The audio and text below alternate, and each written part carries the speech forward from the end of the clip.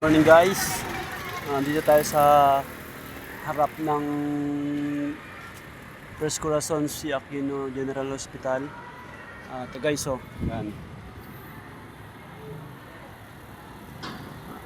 Kaso baha yung tubig yung harap. Sana sa pag-upo ni Mayor Isko mabuksan na tong eskwelahan, hospital, para yung mga residente dito sa Baseco na hindi na lalabas, dito na lang sila papacheck up lahat ng nila.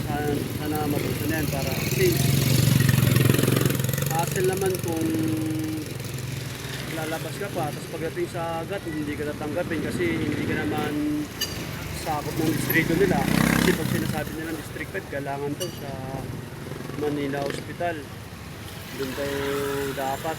Kaya sana pag itong pag-upo ni Mayor Isko mabuksan na to para magamit. At least yung residente ng Baseco hindi na lalayo. Natulad namin mga ganitong hanap buhay lang, budget. Paano kung walang sapat na pera para makarating ng Manila Hospital? Paano ipapacheck up yung mga bata, diba?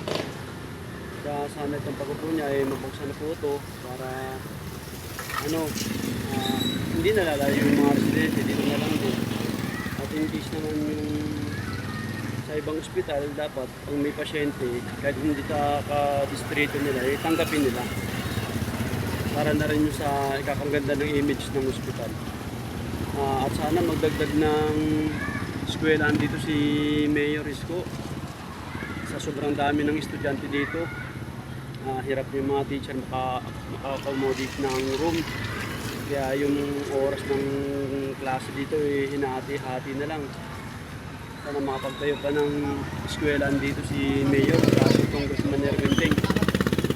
Yung dalawang matulungin na tao yan, sana maganda yung tandem nila itong pag-upo nila. Sana marami pang teacher din ang punta rito at magturo sa mga taga-Baseco para lahat ng estudyante ay matuto. Marami kasing hirap dito bumasa, gawa nga na hindi sapat yung oras ng pagtuturo ng guro. Kasi sobrang dami ng estudyante, hinati-hati na lang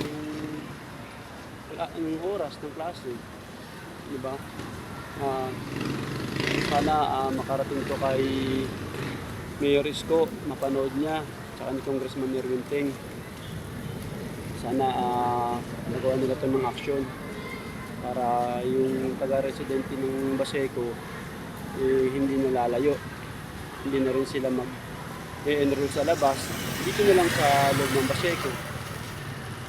Guys, kung nagustuhan niyo yung video na to guys, i-share nyo, i-follow nyo yung comment kayo dyan sa baba guys para mabasa ko yung mga comment nyo. Tapos follow nyo yung Facebook page ko, pati yung YouTube channel ko guys.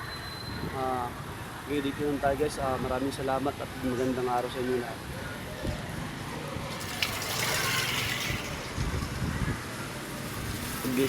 Tsaka sana yung mga sirang daanan magawa para yung mga motorista, mga bikers, tsaka mga padyak hindi mahirapan dumaan. Hindi rin takaw aksidente.